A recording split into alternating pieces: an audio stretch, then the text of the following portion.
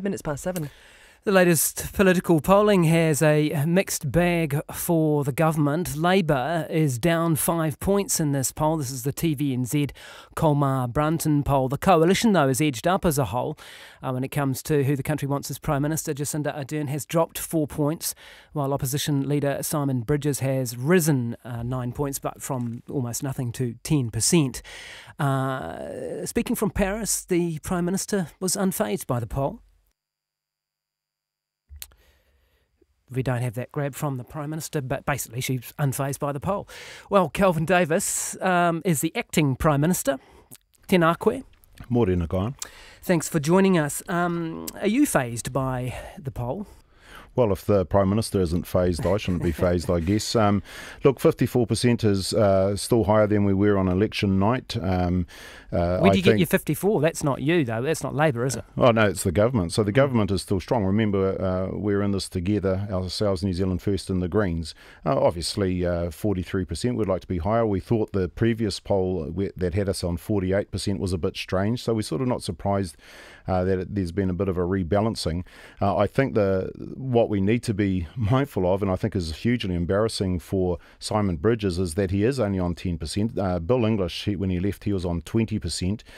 And also when there's a change of leadership in a party, normally there's an average of a 3% bounce, and National haven't had that 3% bounce at all. David Cunliffe, when he became the leader of the Labour Party, entered on 12%.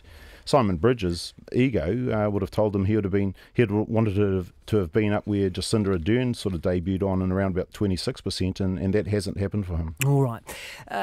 This poll doesn't take in the full consideration of voters' reaction to the ban on new oil and gas offshore drilling. I just want to talk about this issue from a perspective of whether voters knew that Labour was going to do this. Was this in your policy? Oh, look, I think this is something that the government should be totally proud of.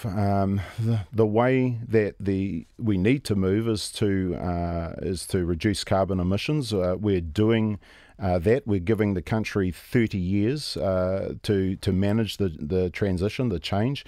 You know, this is something that needs to be done. Fair enough, but that's your argument. What my question was, were voters forewarned about this? Because it is not in the coalition agreement with New Zealand First. It's not in the coalition agreement with the Green Party.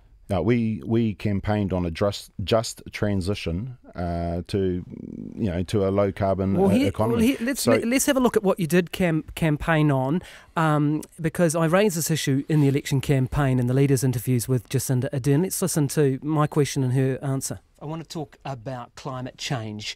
You've likened it to nuclear war in some ways. You've said it's a nuclear-free challenge of your generation, right? So we need to take it pretty seriously on that basis, I imagine. Will you commit to the green idea of no new deep-sea oil and gas drilling? No, we haven't said that. Well, so she wasn't. She didn't. I mean, if I was listening to that as a voter, I think, oh no, you're not going to do it. Oh, well, the fact of the matter is we have made this decision. It is a brave and bold decision. New Zealand is at the leading edge now. Yeah, for sure, but you didn't tell people you're going to do it, did you? Quite clear from that interview that it was off the table.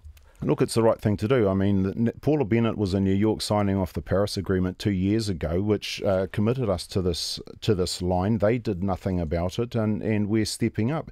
Look, in 30 years' time, and I'll be sitting on my rocking chair on the front veranda. My grandkids will be saying, Koro, thanks very much. Okay. You did the right thing. Okay, well, how much is this going to cost the New Zealand economy?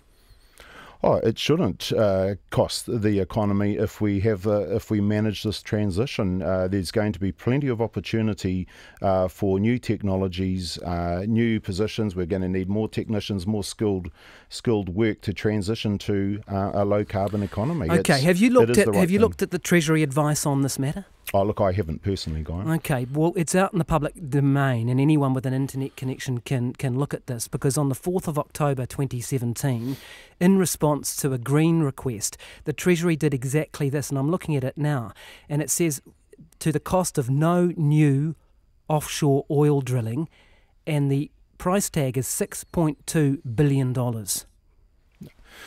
Look, the 6.2 billion. The fact of the matter, as we transition into new energies, there's going to be more opportunities, Guyon. And look, I've listened to the scaremongering from the opposition saying that there's going to be job losses and that. Look, no jobs that were around last week when we made the announcement have been lost this week, will be lost in the next year, the next 5 years.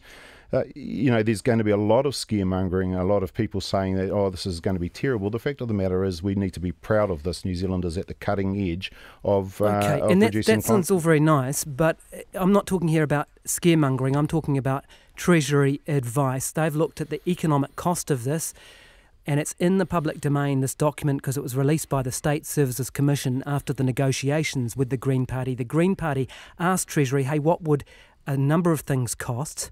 And to the response of no new offshore oil drilling, they have said $6.2 billion. That's a pretty considerable hit to the economy, is it not? And that's why over 30 years we're going to transition. This is going to be a managed transition, and it's something that had to be done. Now, the alternative was not to do anything, and then at sometime in the future, it's just going to be cut. Look, there's still exploration permits, offshore. There's still going to be exploring on land.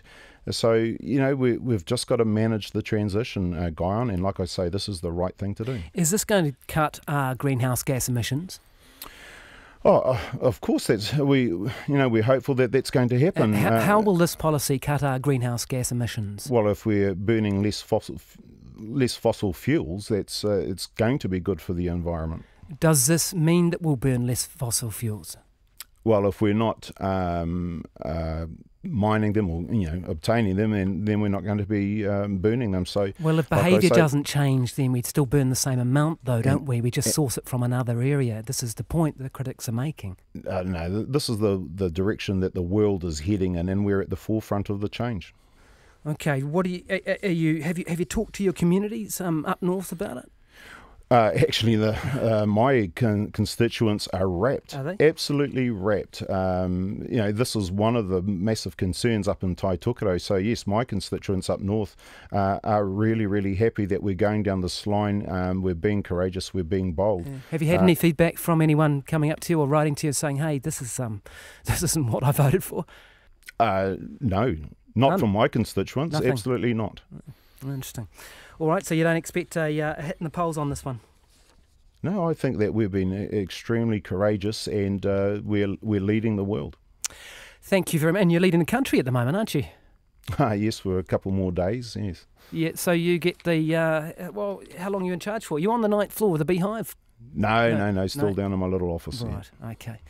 All right, thanks for your time this morning, and thanks for coming in as the Acting Prime Minister Kelvin Davis there, kia ora to you, talking to us there from the Wellington studio. It's, 26 minutes to 8. And coming up before 8 on Morning Report, our Commonwealth Games athletes return home from the Gold Coast.